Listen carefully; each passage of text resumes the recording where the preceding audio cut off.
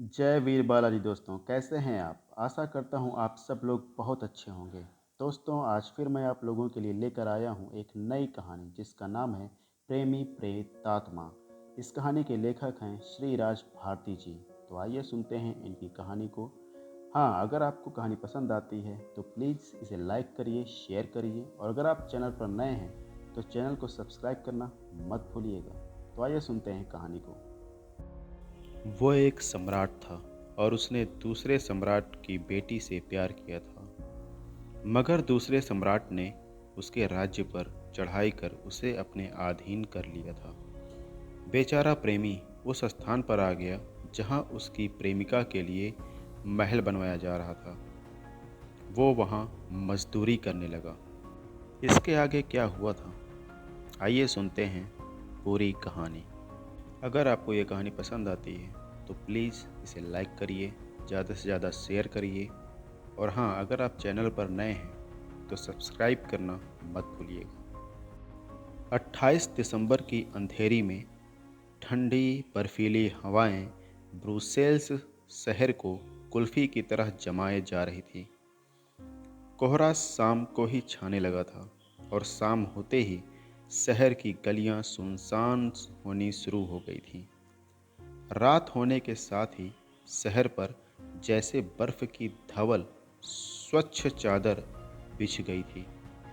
Brussels शहर के बाहर निर्माणाधीन महल को बनाने वाले मजदूर और राजमिस्त्री दिन भर अपने काम में मुस्तैदी से जुटे थे। लेकिन शाम से पहले ही जब सर्द हवाओं ने उनका रक्त जमाना शुरू कर दिया था, तो वो काम छोड़ छाड़ कर महल के पास ही बनी अपनी झोपड़ियों में चले गए थे। महल के पहरेदार संतरी भी दरवाजे बंद करके आग जलाकर सो गए थे। रात जब आधी से ज़्यादा बीत गई थी, तब महल के गुंबद से आती हुई आवाज़ सुनकर एक संतरी की आंख खुल गई। उसने कमरे की खिड़की खोलकर बाहर झांकने की कोशिश की तो कांप कर रह गया। बर्फीली हवा का झोंका उसके गर्म जिस्म से टकराया था। संतरी ने मफलर अच्छी तरह चेहरे पर लपेटा और बाहर देखा। महल के बड़े ऊंचे गुंबद पर हल्की सी रोशनी घूम रही थी। इतनी रात के बर्फीले वातावरण में कौन हो सकता है, संतरी ने सोचा। आखिर जब उससे रहा नहीं गया तो उसने अपने शरीर को कंबल से लपेटा और लालटेन हाथ में लेकर सीढ़ियां चढ़कर ऊपर की तरफ चल दिया। अभी वो कुछ सीढ़ियां चढ़ा था ही कि तेज हवा के झोंके ने उसकी लालटेन को बुझा दिया था और बर्फ के उड़ते टुकड़े गोलों ने उसके कपड़े तर कर दिए थे। लेकिन तब तक वो देख चुका था कि गुंबद पर कोई मजदूर काम कर रहा है। संतरी का जिस्म सर्दी से बुरी तरह कांपने लगा था, लेकिन बर्फीली रात में उस मजदूर के प्राण बचाना भी आवश्यक था। संतरी ने लालटेन फिर जलाई और गुंबद के पास जाकर देखा, कोई मजदूर वाकई में गुंबद पर काम कर रहा था। पहरेदार संतरी को बहुत हैरानी हुई। कौन हो तुम?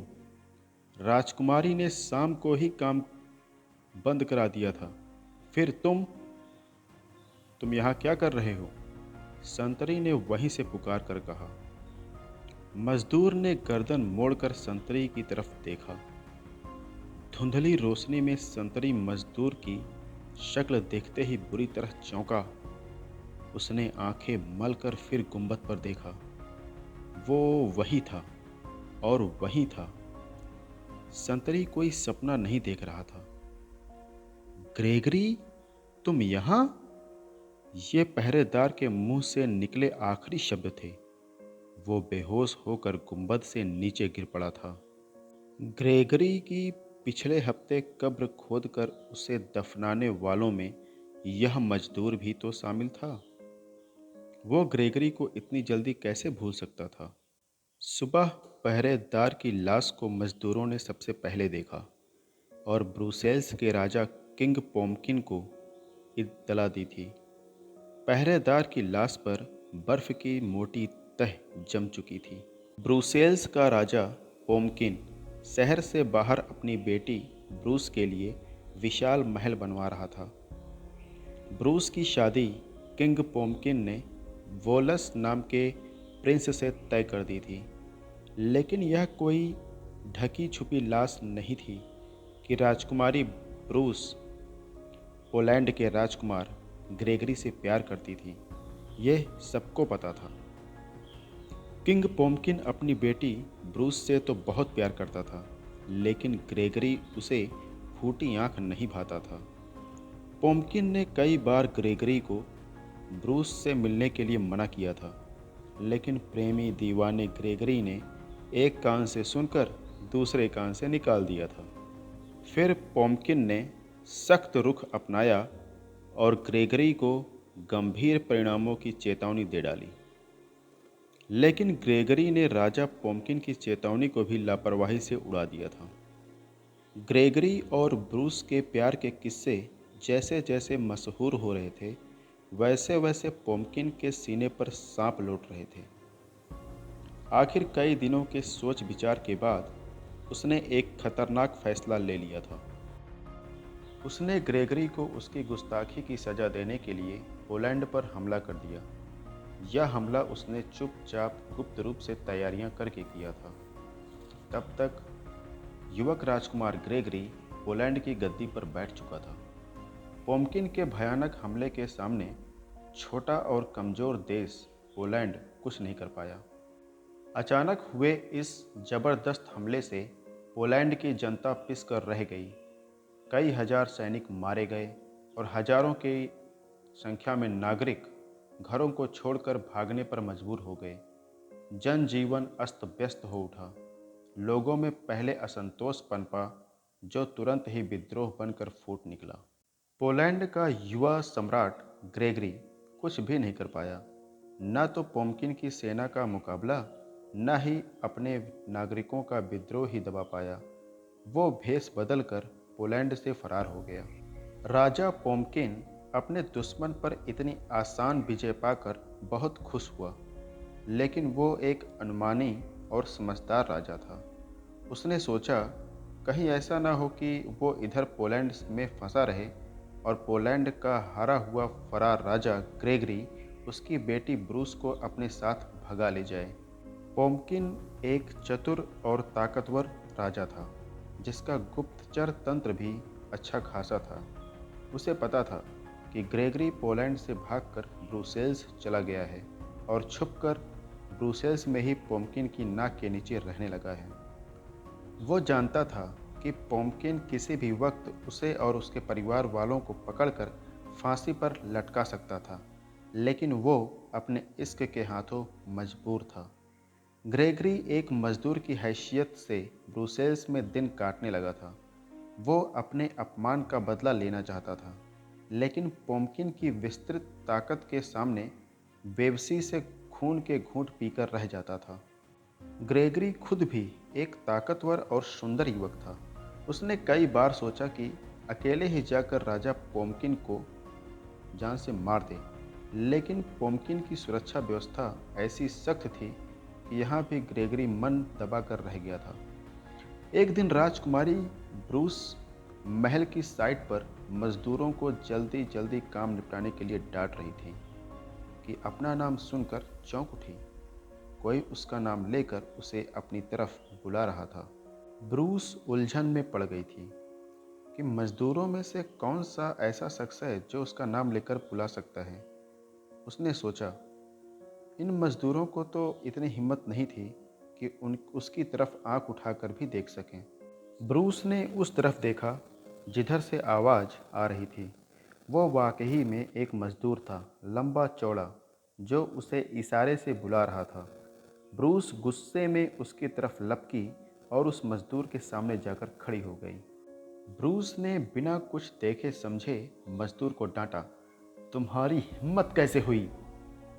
ब्रूस, यह मैं हूँ ग्रेगरी। मजदूर बोला, मुझे देखो, पहचानो। ब्रूस मन ही मन खुश हो गई, लेकिन वो तुरंत संभली और नकली गुस्से से चेहरा लाल कर लिया। ग्रेगरी, तुम यहाँ ब्रुसेल्स में कैसे घुस आए? याद रखो, अगर अपनी जान प्यारी है तो इसी वक्त ब्रुसेल्स से भाग जाओ। मेरे पिता को अगर पता चल गया तो तुम्हें फौरन कब्र में सुला दिया जाएगा। जवाब में ग्रेगरी सिर्फ मुस्कुराता रहा। मुस्कुराता हुआ ही वो महल के पास बनी मजदूरों की झोपड़ी की तरफ चला गया। ग्रेगरी ने ब्रूस की चेतावनी को जैसे हवा में उड़ा दिया था।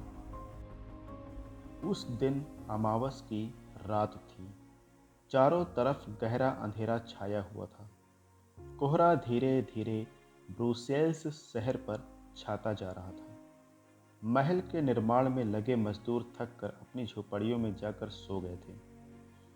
उसी रात एक सुपरवाइजर ने, जो निर्माणाधीन महल पर तैनात था और जिसने दिन के समय ब्रूस और ग्रेगरी को बातें करते हुए देख लिया था, इनाम के लालच में यह खबर राजा पोम्किन को जाकर सुना दी थी।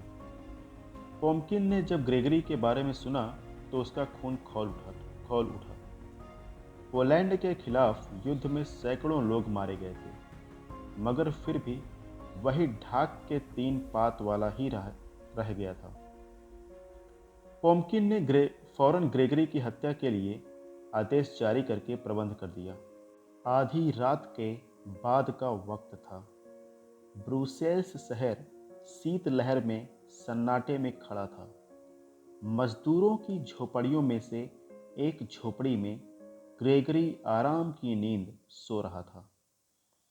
तभी रात के अंधेरे में किसी ने ग्रेगरी की झोपड़ी का दरवाजा थपथपाया। ग्रेगरी की नींद खुल गई, लेकिन वो थपथपाहट की उस आवाज को महज भ्रम समझकर लेटा रहा, उठा नहीं। तभी फिर किसी ने धीरे धीरे दरवाजा थपथपाया। इस पर आवाज काफी साफ और पहले से तेज थी। ग्रेगरी ने उठकर दरवाजा खोल दिया। सामने संतरी खड़ा था। पहरेदार ने ग्रेगरी को देखते ही तलवार का एक भरपूर वार ग्रेगरी की गर्दन पर किया। ग्रेगरी की गर्दन कट गई और उसके गले से एक दिल दहला देने वाली चीख निकल गई। उसका जिस्म कटे पेड़ की तरह धड़ाम से जमीन पर आ गिरा। रातों रात आनन फानन ग्रेगरी की लाश को गुप्त रूप से कब्र में दफना दिया गया। एक लड़की के प्यार में एक मुल्क का बादशाह पहले तबाह और बर्बाद हुआ था, फिर वो मौत की नींद जा सोया था। वह इश्क नहीं आसान, बस इतना समझ लीजिए, एक आग का दरिया है और डूब के जाना है।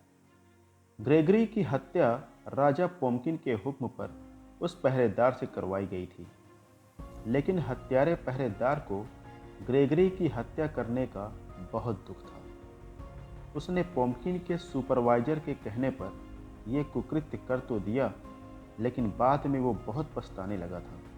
यह वही पहरेदार था जो रात को गुंबद से गिरकर मर गया था। गुंबद का काम अभी बाकी था।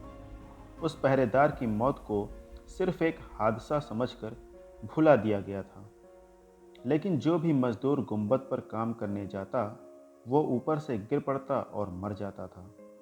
महल का गुंबद बनते बनते रुक गया। भूत प्रेत के खौफ से मजदूरों ने काम पर आना छोड़ दिया था। महल के बारे में तरह तरह की बातें मशहूर हो गई थी।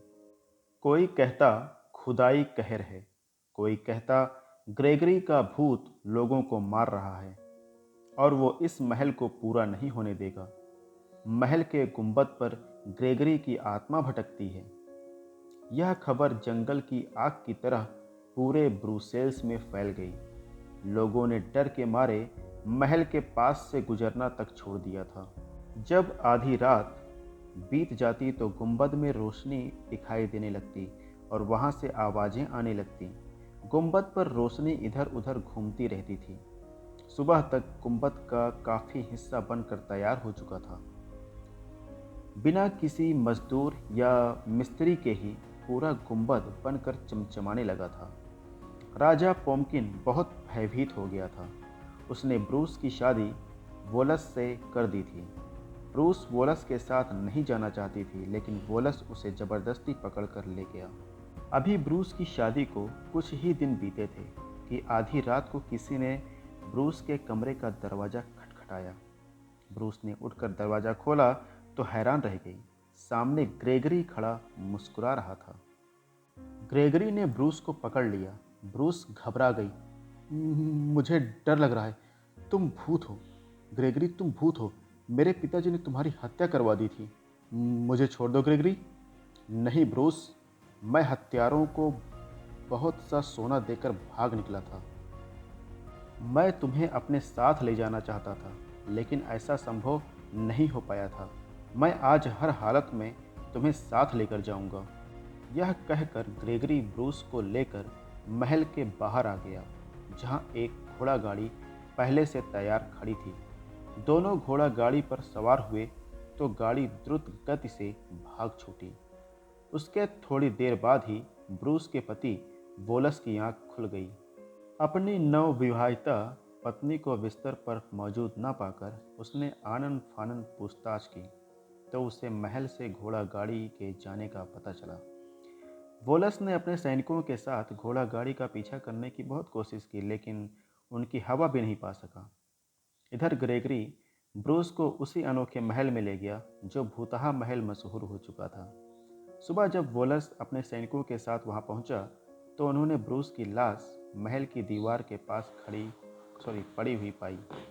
राजा पोम्किन बुरी तरह डर गया। उसने ब्रूस की लाश ग्रेगरी की कब्र के पास ही दफनाने के आदेश सेवकों को दे दिए। लेकिन जब ग्रेगरी की कब्र खोद कर देखी गई तो उसमें ग्रेगरी की लाश ही नहीं मिली। कब्र बिल्कुल खाली थी। ब्रूस और ग्रेगरी के प्रेम की निशानी वो महल अब खंडहर हो चुका है, लेकिन देखने वालों का कहना है कि उसका गुंबद अब भी नए जैसा है और आज भी बर्फीली रातों में गुंबद पर रोशनी घूमती रहती है और वहाँ से ग्रेगरी और ब्रूस के कहे कहे सुनाई देते रहते हैं। तो दोस्तों, कहानी यहाँ पर समाप्त हो चुकी है। अगर आपको कहानी पसंद आई है तो प्लीज़ लाइक करिए, शेयर करिए। चैनल पर नए हैं तो सब्सक्राइब करना मत भूलिएगा। मिलते हैं अगली कहानी में। तब तक के लिए जय वीर बालाजी।